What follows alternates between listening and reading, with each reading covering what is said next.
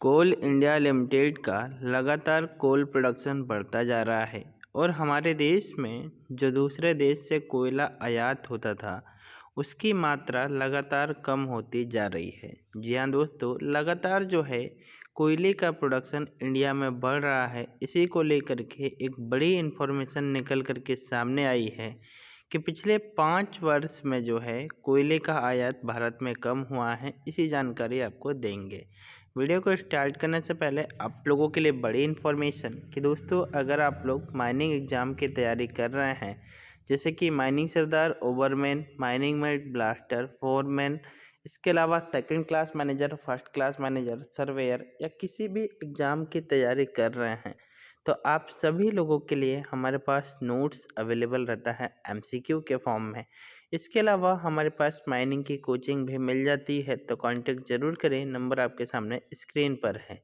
दोस्तों, जैसा कि आप लोग स्क्रीन पर देख सकते हैं कि पिछले 5 वर्षों में कुल खपत में आयातित कोयले की हिस्सेदारी में रिकॉर्ड गिरावट देखने को मिली है। यानी कि पिछले 5 वर्ष में कोयले का जो आयात होता था, क्योंकि दूसरे देश से जब कोयले का आयात होता है, यानी कि जो है हम इंपोर्ट करते हैं कोयला, तो उसके बदले जो है हमको हज़ारों करोड़ डॉलर जो है उन्हें पेड करने होते हैं। उसमें जो है अपना गिरावट देखने को मिली है।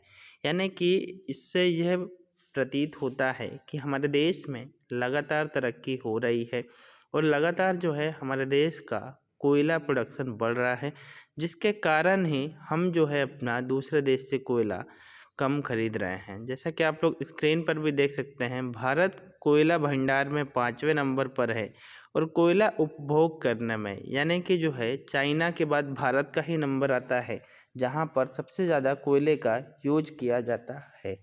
अब लगातार कोयले की मांग बढ़ रही है, तो जिस प्रकार से कोयले की मांग बढ़ रही है उसी प्रकार से हमारे देश का कोल प्रोडक्शन भी लगातार बढ़ते जा रहा है।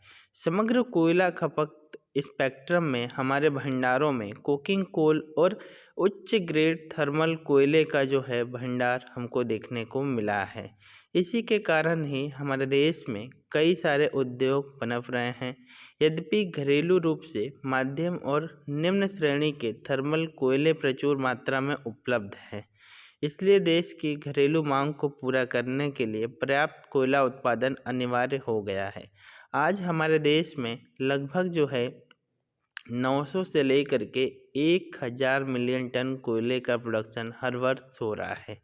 यानी कि जो है हम कोयले के प्रोडक्शन को लगातार बढ़ा रहे हैं।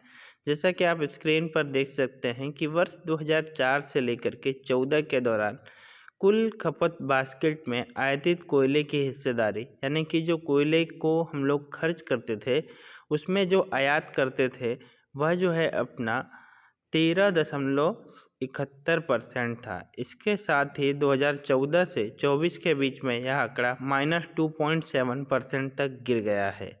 यानी कि लगभग जो है अब हमको 11% कोयला जो है आयात करना पड़ रहा है। यानी कि लगातार जो है इंपोर्ट कोयले की काफ़ी कम खपत देखने को मिल रही है। इसी के साथ ही जो है पिछले 5 वर्षों में कोयले के आयात की प्रवृत्ति, यानी कि जो है कुल खपत में आयातित कोयला कुल हिस्सेदारी में गिरावट देखने को मिली है। इसी के साथ ही जो है हम लोग लगातार विदेशी मुद्रा को भी बचा रहे हैं, यानी कि कई हज़ारों डॉलर हमारे देश का बच रहा है। आपको बता दें कि इसी प्रकार से जो है अपना लगातार कोयले का प्रोडक्शन बढ़ते जा रहा है। कोल इंडिया लिमिटेड में वृद्धि दर 10% से अधिक हो रही है। हर साल जो है 10% से ज़्यादा कोयले का प्रोडक्शन वहाँ पर हो रहा है। इसके अतिरिक्त कोल ब्लॉक के लिए पारदर्शी नीलामी व्यवस्था, इसी के साथ जो है कई सारे प्रतिबंध को हटाना, पिछले 5 वर्ष में कैप्टिव और कमर्शियल कोल से लगभग जो है 22.50% की बढ़ोतरी कोल प्रोडक्शन में देखने को मिली है।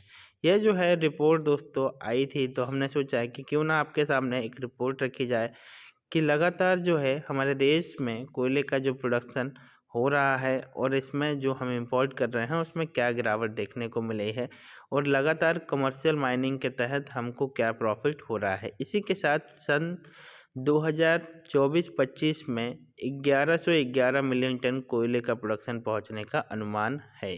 जी हाँ दोस्तों।